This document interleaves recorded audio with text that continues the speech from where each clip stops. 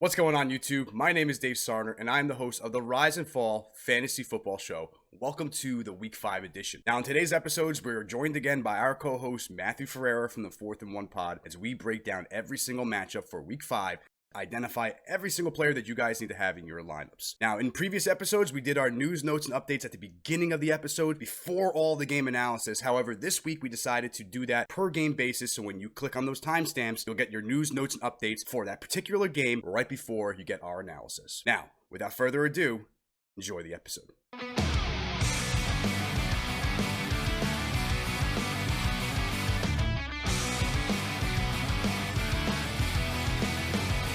Next up on the docket here, Matt, we have the Carolina Panthers, who just came off a win against the Arizona Cardinals, who lost 2 straight. We'll talk about the Cardinals and their downfall right now. But the Panthers come in with a pretty good defense, man, against the Atlanta Falcons this week. Before we get into this, I want to go into these rankings first because it's crazy. It's such a tale of 2 stories with these defenses right now, Matt. I mean, Falcons, just so if anyone who's not watching, they are giving it the most points to quarterbacks and tight ends, 10th most to wide receiver, 11th most to running backs, almost top 10 in almost every category. On the other side of that, Panthers defense, only giving up a lot of points to running backs. They are 30th against quarterbacks, 25th against wide receivers, 23rd against tight ends. They're not giving up points to the passing game. And the reason why I brought that up first, Matt, is because now we go back. We talked about our hit it for quarterback. Teddy Bridgewater could be a guy to pick up. Love this matchup for him this week. First, again, going up against a team that gives the most points up to quarterbacks. In my opinion, if you have Rodgers and Stafford, especially Stafford, and you're going on a bye week, Teddy Bridgewater, pick his ass up. Start him this week. I love him this week. Mike Davis, you're going to start him too. Receptions, Matt. I love the receptions here. 6 for 5, 27 yards. Listen, even if he just does what he did here today, 19 points, I'll take that all day. Hell yeah. You know, so he's going to get a lot of those targets. And even Bonifant with a surprising amount of points, actually. I didn't know he did that well. Yeah, Bonifant, it was a good backup this week. I'm not going to go pick him up, but you know, it's got to monitor right now, especially if Mike Davis gets hurt. He would be a big pickup for at least a week or two. Matt, the wide receivers, now they have a great matchup this week. But, and I'll say this, I've been big on Robbie Anderson all week and DJ Moore. But you know, who's going to be the guy here? I personally still am going to go. I'm. Let me put it this way: I really believe Robbie Anderson is the number 1 receiver on this team. Changed my mind. I can't. I mean, DJ Moore, talented as he is, just for some reason isn't getting it done like he did last year. But Robbie Anderson's just been putting in work, and I actually thought we were going to see a pretty solid uptick for Samuel, just with rushing. But like, look in here, -3 yards. So it's the Robbie Anderson show. Yeah, I mean, it's funny with 2 weeks ago they were like, Curtis Samuel, we're going to give you more time. There were all these reports, and he put up the same amount of points that he's been putting up every week for 2 years now. So yeah, it's disappointing there. I think that Teddy might like the bigger receivers, and that's what Robbie Anderson is for this team. They don't have a tight end that they really utilize. I mean, Ian Thomas had a touchdown, but that's a maybe once a year thing, you know? Once a year. Ian Thomas's yearly annual touchdown. Yeah, it'd be really. It's like you might as well just make it a fucking holiday and put it on my calendar because that's pretty much, that's the way it's going to go with Ian Thomas. So that being said, Matt, though, do both wide receivers eat this week? We have a really good matchup here. Falcons are just letting up tons of points right now. Are we starting DJ Moore and Robbie Anderson in our lineups this week? Robbie Anderson, yes. DJ Moore, you drafted him probably in the 2nd or 3rd round. You kind of have to. I would try and trade DJ Moore at this point. Okay. Now, I'm going to flip the script on you. I like DJ Moore over Robbie Anderson this week. Really? Now, I said all that because I wanted to bring all the points up. But the one thing that I didn't bring up from the Falcons side is AJ Terrell should be back from the COVID. He'll end up being the starting corner. Yeah, and he's a taller corner. I truly believe they're going to end up putting him on Robbie Anderson. Now, granted, I guess my more accurate statement should be whoever is getting that AJ Terrell coverage could have a tougher matchup. I don't think he's amazing, but I think they're gonna really focus on someone here. Well, didn't we already establish? Isn't Robbie Anderson really bad against press coverage? He is. Yeah, he is. He's not as quick guy that's going to be able to break off of that. Yeah. But I think that underneath stuff might be a little bit better. I feel like we saw that a lot more against them the last couple of weeks. I know this week was weird because there's like no receivers, but even with MVS, it was a lot of over the middle, more shorter stuff and running back, screens against them. I don't expect the same here, but let's face it, Teddy could go back to check down Teddy here, and I do think that maybe DJ Moore gets a little bit of a better game here, depending on how the script goes. I could be totally wrong. It could be the other way, 100%. Yeah. I'm going with my gut, though, which has been right lately. I do think that DJ Moore will outproduce Robbie Anderson. That's my bold prediction for this game. Hey, let's go. I'll roll with it. Not saying, by the way, that Robbie's not going to have a good game. I think you still start him if you have him and he's playing well. But I just think DJ Moore is going to be... The few leagues I have him, I'm desperate for DJ Moore to go off, so I'll take it. Everything I say not to go against him is a word of caution based on what I've seen all season. But I would love for him to go off. Please don't take that as any kind of indication of what I believe to be his talent. I just think he hasn't done it this year. Right, and by every means, listen, it could very well mean that like if whoever AJ Terrell's on, the kid didn't suck, and then all of a sudden that guy, whoever's on him, whoever receiver's getting covered by him, it goes off. So it could be the complete opposite of what I'm saying. I think game script will definitely determine this. But listen, I fully expected this team to put up some points here, Panthers. Yeah. Their defense, really stingy, by the way, like we said, Matt. Going on the other side of that, I'm a little afraid with how the Falcons looked last night. Calvin Ridley, 0 points. Julio getting banged up again. Zacchaeus being the main receiver here. I mean, I don't even know what to fucking think with this matchup. Panthers, yeah. I can't be comfortable starting Matt Ryan or these receivers this week, but at the same time, you're going to start the receivers, right? They're a mess right now. I mean, you got to start Ridley. You got to start Julio if you got him.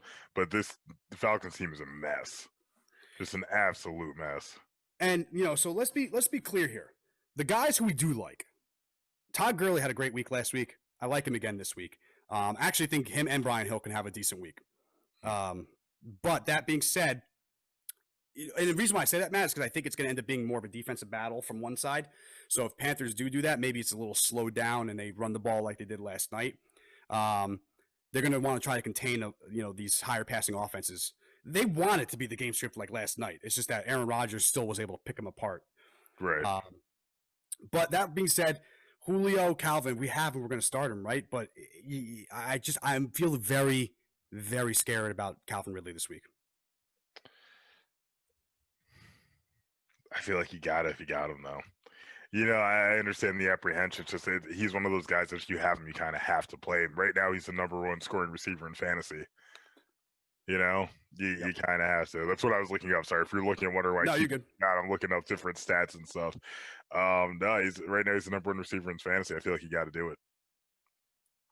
I agree. I mean, you can't just not. One bad week is not going to deter you from not playing this guy. Listen, so in my one league, Matt. Here, I'll give you my example. I got Terry McLaurin, Calvin Ridley, 2 wide receiver spots in the flex. So I have Calvin Ridley, Godwin, McLaurin. Obviously, Godwin. Those are the 3 I start. Right. Godwin's out, right? Let's say he's out again, and I think he is. I have Deontay Johnson and Jerry Jeudy also. Part of me is like, damn, does Deontay Johnson have the better opportunity this week than Calvin Ridley? Like, that's where I'm starting to feel like, because especially if Julio is out, I actually don't like Calvin. Like, I actually think Calvin Ridley is better when Julio's there. Obviously, he draws more coverage. Yeah, it draws more coverage. But so I'm afraid, especially if Julio's out, to start Calvin Ridley. I think if Julio's there, Calvin will bounce back. He won't put up crazy points, but I think he'll have at least, 60 yards in a touch. But be mindful. Julio out, you're not going to not start Calvin Ridley. It definitely gets scary. Yeah. Tight ends here, Matt. Let's just take a quick look here before we move on. Tight ends 23rd. Hayden Hurst, I'm not a huge fan of this week either. I get the offense is great, but not going to go with the tight ends this week, I don't think. Yeah, I'm with you. And then Russell Gage, while I do think that, hey, you can definitely get some opportunities here, I think whoever's going to get Deontay Jackson on the other side is going to have a tough matchup, and that could be one of these bigger guys. But this defense, again, very stingy. I don't know if I love Russell Gage this week. Part of me maybe wants Zacchaeus over him. Who knows? I mean, who the fuck knows, man? Yeah, seriously. By the way, are we picking up Alamidi? I can't even say his name still. Zacchaeus? No, No, right? Too much depth there? I can't even say his fucking name. You know what I mean? I just Rule of thumb: if you can't say his name, don't pick him up. All right. that's kind of where I'm at. Like, I think this is kind of a just the right situation. Like you said, there's too much depth. Like, I don't see him repeating that unless we get reports that everyone's still banged up again this week. I don't. I would save my waiver wire money. Yeah, I agree. There's no reason to pick him up. Russell Gage, I don't drop him either, by the way. I mean, he's not going to be a producer every single week, but he is valuable as number 3 as any is, and maybe one that's more is like CD Lamb is probably much more valuable. But like Russell Gage is pretty valuable in most matchups with the way this team passes. It could very well, Matt. We said it every week. It's been true, and I'll say it again. It's always going to be 2 out of the 3 with these teams that have these triple threats. You're gonna get it's very rare that you got the guys that just completely blow up all the time. Right, exactly. And so we've seen that with the Cowboys every single week so far. Gallup, Lamb. We don't know who the fuck's doing it. We've seen it this week too. You're gonna go with your Julios, your Calvin Ridleys, but I'm not going with Russell Gage. And real quick, because time ran out.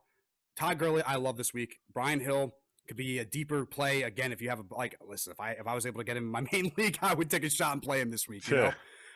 Just because there's no depth, I get it. If your league's deep like mine is, and you lost Austin Eckler, and say you have him and Jones combo, who he's on bye, that's a tough thing right now. If you don't have depth, I get that. Justin Jackson, maybe Brian Hill if he's still available. I expect it to be a little bit higher than 3 points this week for him, no doubt.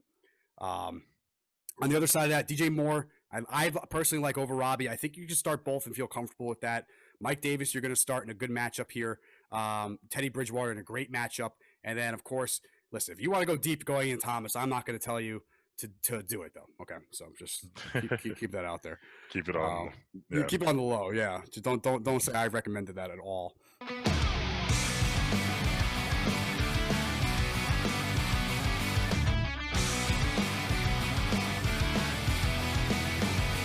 Las Vegas Raiders against the Kansas City Chiefs, Super Bowl champs.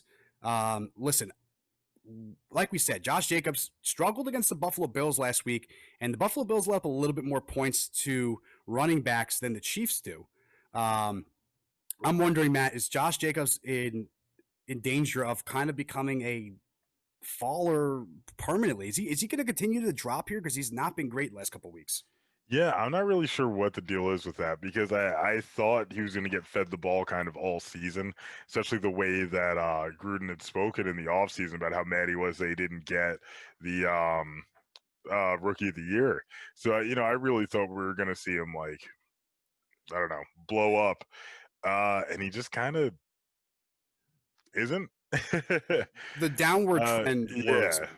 I'm just going like, onto my stats here. I just want to bring them up because but at the same time, he also started so high.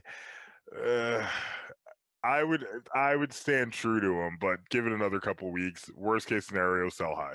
Right. So to give you guys the idea here, week 1 he played Carolina, who is ranked right now second against running backs, 33 points.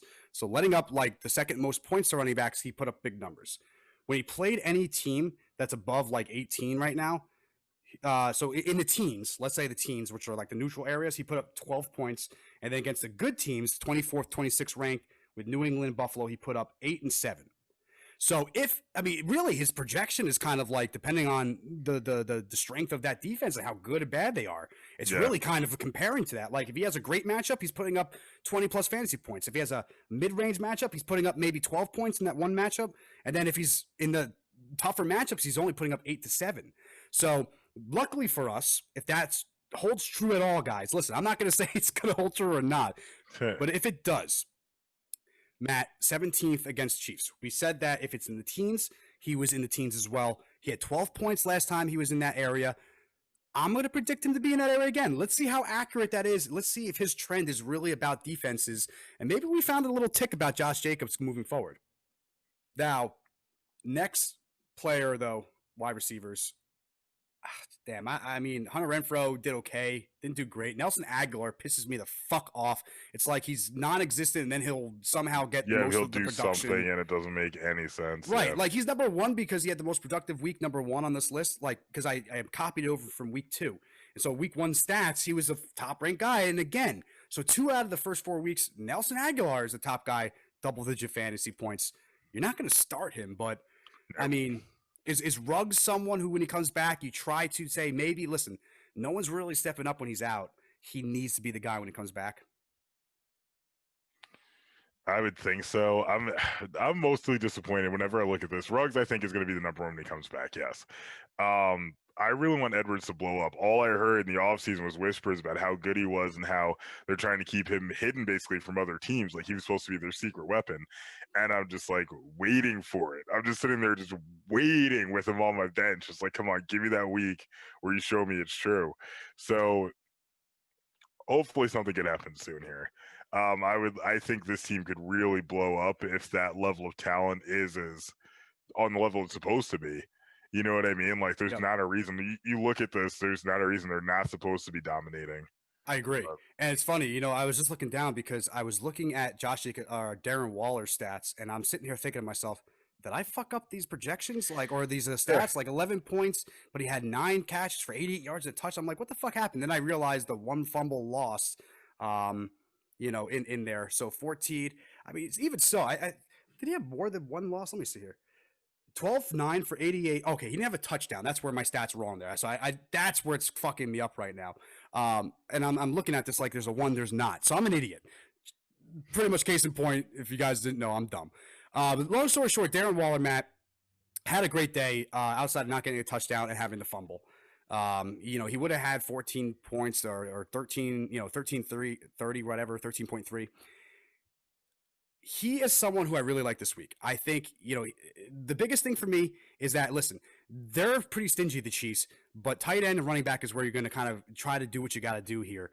And I watched them. They're really good. They're really good. You don't want to try to win this in the run game because Chris Jones in the middle and some of those other guys they have. I always forget they have Frank Clark and they have Tyrann Mathieu. So they're really good. I'm not projecting crazy stats for wide receivers. You're phasing out all wide receivers in Oakland this week, personally. But Darren Waller, I do like. I think they need to get production from someone. And I think the running back, while I like Josh Jacobs this week, still think he might struggle just a bit. And I think, Darren Waller, as long as he's getting 12 targets, you're going to start him. I think he has a big week this week. And like you said, Matt, Derek Carr could be, listen, really tough this week matchup, but he could be a guy you pick up down the road who might have some better matchups. Let's just hope that he gets a receiver that really kind of, works for him finally. I feel like, Matt, we kind of left a little less time for them because we didn't need it. Patrick Mahomes, you're going to start. Clyde Edwards-Helaire, you're starting, right? Yeah. Sorry, it's not even a question. Let me make sure I'm saying this correctly. If you have a Chiefs player, you're probably starting him. Well, yes, the main guys, the core guys, of course. Yeah. Tyreek Hill, you're starting. Kelsey, you're starting, is what he means. Yeah. I think Mecole Hardman, I even think if you got him in the flex, Now, do you think it's a Mecole Hardman or Sammy Watkins week? Because like we said, man, now this is not the same as, say, the wide receiver trios, but in a way it's the same as targets. You have Tyreek Hill, Travis Kelsey, and then someone else who kind of gets the mix here usually. One person kind of gets some stats, and it's usually either Sammy Watkins or Mecole Hardman most of the time. Really? Yeah. Well, think about it. I mean, this week was Mecole Hardman. 2 weeks now, it's been Sammy Watkins. Another week it was Mecole Hardman. So it's like one or the other's kind of getting that touchdown, if you will. They're not going to put up crazy points. But I think if you had to go with a deep sleeper here, I'm agreeing with you. I think Mecole Hardman is starting to turn the corner again as the number 2. It really shouldn't be any doubt that he is. But, hey, Sammy still keeps fucking clinging along. Yeah. I like Mecole Hardman in the DFS play this week. I don't like him. I don't really like anyone else in the overall fantasy matchups here. Raiders are pretty good against the pass. And listen, last week they Bills again. Stephon Diggs, Gabriel Davis, Cole Beasley. They all had pretty good games, Matt. No doubt about it. But the Raiders were also without Damon Arnett, their first round rookie from the Ohio State University, your favorite school. He's been playing. Put the D in front of there, those fucks. Hey, listen, but true. But he has been playing really, really well, even better than his teammate Jeff Okudah, who went a lot higher than him. Yeah. He was out last week. So if he's back, I think this is what I'm going to say. If Damon Arnett is back this week, I think you can confidently play one of these other receivers, maybe Mecole Hardman, and he'll get some production because Damon Arnett's going to go on Tyreek Hill. Yeah. I mean, if Damon Arnett's out, especially if he's out, I think there's a huge, huge uptick for not just maybe Mecole Hardman, but potentially both him and Sammy Watkins. I don't think both of them go off, but I think if you want to take a chance on one or the other, that is a huge matchup in my opinion. Tyreek Hill is obviously going to be even a much higher tier if that's the case. But I think if they're missing the number one corner, they're going to have to push that other corner on Tyreek. There's no way you don't. So I think if check the waivers this week or check the data here. And I did some of this last week, Matt. When I did it, it was right when it turned out to be the correct case. If Damon Arnett's out, guys, start Mecole Hardman. Personally, that's who I would go with, but you can go with Sammy if you think he'll be the other guy. It's still a toss-up. It's tough to know who's going to be the guy.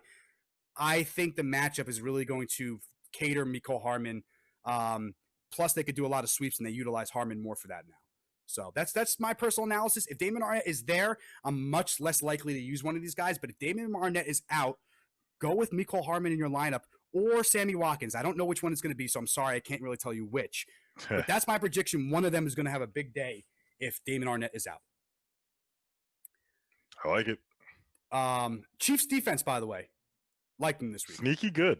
Yeah, like them this week. I think you're rolling with the Chiefs D. They're not just a product of that offense. They are really, really stingy. Yeah, which is like, it's so weird because I feel like the Chiefs D hasn't been really relevant in a very long time. So it's, for me, it's like I have that historic, I'm losing the words. The historic thing where I'm going against them. More often than not, I'm not believing in them. Right. You're adverse to them? Yes. That's a historic adversity to them. Yeah. That's a more like SAT that. word, but I think it's relevant here. I tend to agree with you on that. Definitely. Chiefs defense. I had them last week. They were really good, even though it wasn't Cam Newton. I was still going to go with them. Chris Jones again. Frank Clark. That line has, like you said, has some really good names. They're not just like no names on the line now, and they rely on their offense. This team can play defense. They have Tyrann Mathieu in the secondary. They got Frank Clark and Chris Jones up front. They won that game, by the way, last week without Chris Jones. So, especially if he's back, I don't not like Josh Jacobs this week, even in what could be a sneaky, decent matchup for him. That's why I'm not really high on him, Matt. I just don't believe it this week. So just to recap before we go in, Derek Carr, we like in later weeks. If you want to pick him up now, again, this is the kind of year you could don't let people be like, don't have your backup. You're so stupid. You don't know what you're doing.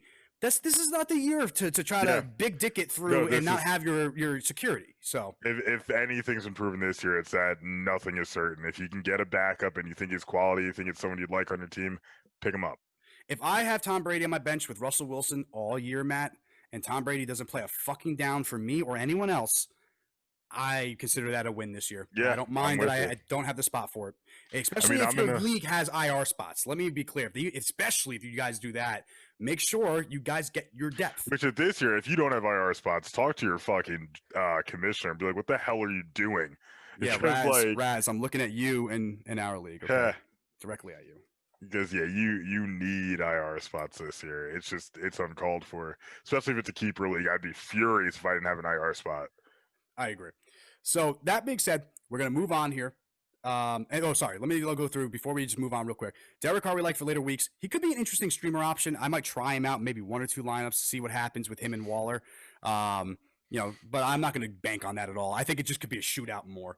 I think the Chiefs defense plays better in the run game. I like them this week a lot. Patrick Mahomes, you're starting. Clyde Edwards-Helaire, you're starting. Tyreek Hill, you're throwing your lineup. Is that correct? It is correct. Yeah, it is correct. I said it wrong for your month. Dude, so did I. The whole time when he was on, what was that, Monday Night Football, they're like, Helaire. I'm like, is he just an asshole? Or I thought it was an accent thing, but it's not. Yeah, it's annoying, but it is what it is. Hey, so you can't go with CEH, but they had a funny nickname on the broadcast. The guy was like trying to figure it out, and I couldn't remember what it was, but like the one he came up with was actually super funny, and now I can't remember it. So, Clyde the Glide or something like that, or some stupid bullshit. Clyde the Glide, But hey, listen, Clyde Edwards-Helaire, you're going to start. Tyreek Hill, you start. Travis Kelce, you start. If Damon Arnett is out, start Mecole Hardman. Personally, is my recommendation. You can substitute that in with Sammy Watkins. And if you're right and I'm wrong, you show me up. I'll buy you a beer.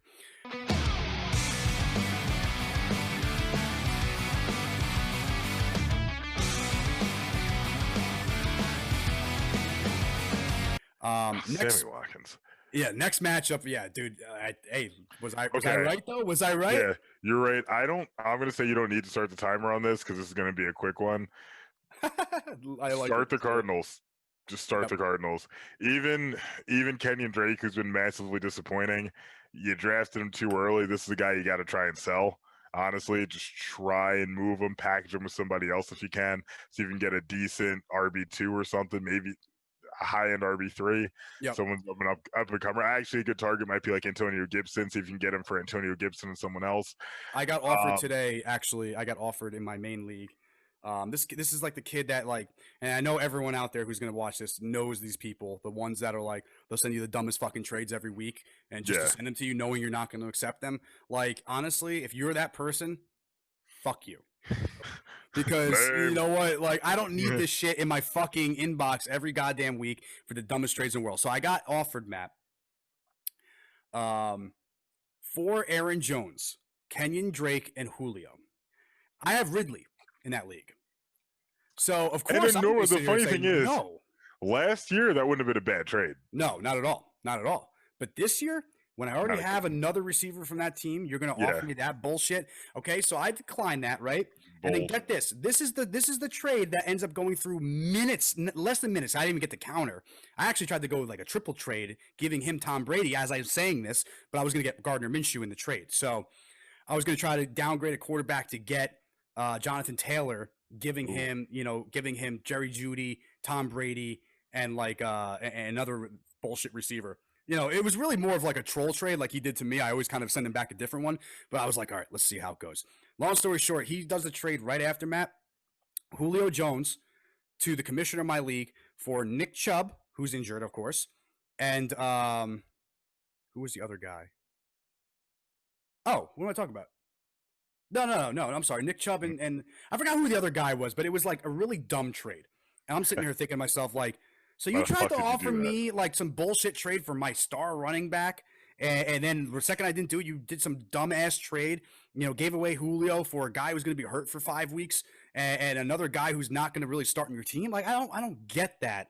I understand Julio's been down, but dude, if he's fine, if he comes back a little healthy, he needs the bye week. But if he's fine, I mean, Julio's Julio still. He's going to get targets. So I don't understand that one. It is what it is. Long story short, I agree with you, Matt. The Jets, you're not going to start anyone here. Even Jamison Crowder, I'm very low on this week. I do think he could play well. Listen, I take that back. Jamison Crowder is the only guy who I think you could still throw in who's going to play well. Just be mindful. Targets are always going to be there, but production is going to be a little harder. This team can rush the passer a lot better. And most likely, they're going to be utilizing Budda Baker in the middle more. That's going to cover Jamison Crowder. So, Matt, so the Jets here, they have you're not going to go out of your way to start Jamison Crowder. I think you could in DFS lines take a shot, but don't rely on him. Even though Darnold had a good week, this Cardinals team is on the downward swing here, though, Matt. But like, I think they're going to bounce back this week. Yeah. I think offensively, Kyler Murray, like you said, is a must start. Obviously, Kenyon Drake. Now let's go into this matchup here because I want to say I've been really bad on Kenyon Drake, and I agree with you, Matt. This is the week you start Kenyon Drake. Melvin Gordon went off with Ryan Rippey and Brett Rippey, and like we said, so if he doesn't go off this week, sell him. Yep. That's pretty much the only way there is to it. If he does not get it together this week, it's time to get rid of him. I agree. I think, to that same line, by the way, Matt, I also don't hate Chase Edmonds this week. He had a good week last week. I think he's going to get a little more involved in the pass game still. This Jets team, they didn't have to contend with that as much with, the Denver Broncos and Melvin Gordon, but Gordon was all over the place with them. So I like the running backs here. I think Kyler's going to utilize that. That being said, prediction I made last week, Matt, was you have to be mindful of Kyler Murray's rushing ability. Okay, because he is the guy he's the reason why Kenyon Drake is not playing well, because 76 yards, he's getting more production on his run, so obviously they're going to call a pass play that he can scramble, right? Yeah. So I think last week I actually predicted Kenyon Drake to have an awful week. I have a promo for that as well coming out for you guys. That straight up says everything you have to say about Kyler Murray. So I'm not high on him this week, but I think he's going to be much more productive than he was so far. I think Kenyon Drake gives you his best week. Just don't expect like crazy numbers. I know it's a good matchup and it's the Jets, but I think it can end up being Kyler Murray that takes more production away. I think a huge week for him is coming.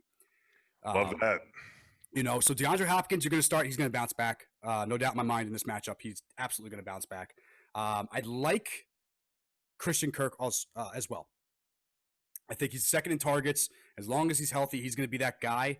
I know Andy Isabella's had his weeks, but that's when Kirk was out. Larry's kind of getting phased out here. So, yeah, which is unfortunate. You got to love Larry Fitz. I mean, he's so respectful, dude. He said some nice things to Terry. He sent him a jersey with like his jersey signed on the back with like a whole message for Terry.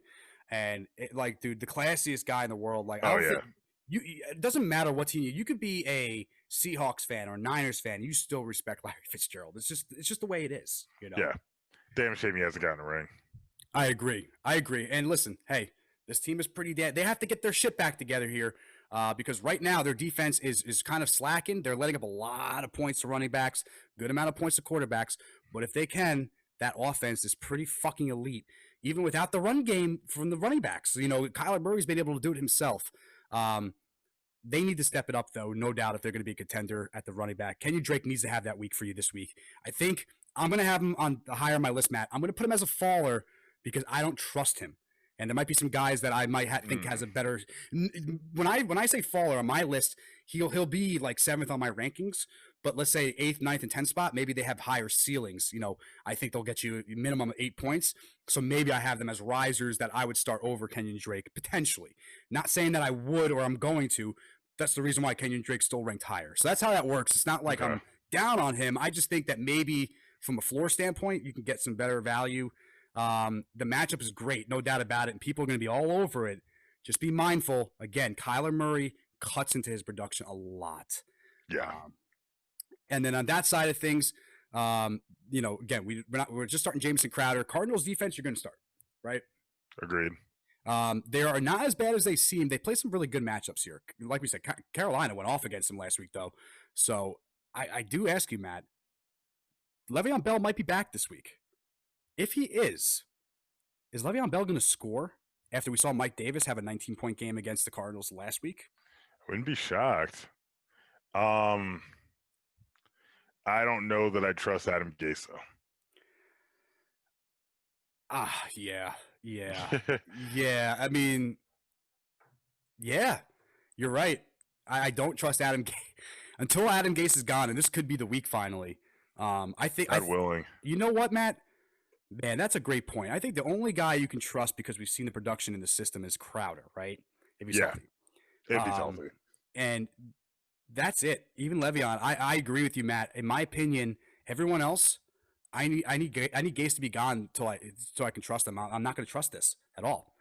And what could also be, by the way, a high-scoring game. So if they don't get him the ball, and Gase is known to not do what he's supposed to do with his players, well, Le'Veon won't get the receptions either. So I agree with you, Matt. Yeah. Good call. Le'Veon will be higher on the list, and trust me, people are going to want that matchup. 8th, it could be the rebound. He's back, blah, blah, blah. They need the boost. I agree with you.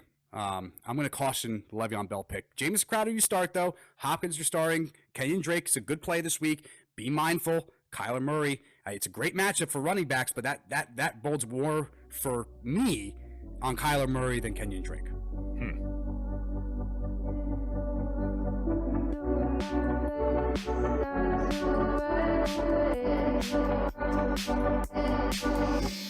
Sitting throwing rocks across the pavement, hoping it will cave in and swallow me whole. Wondering where my mind keeps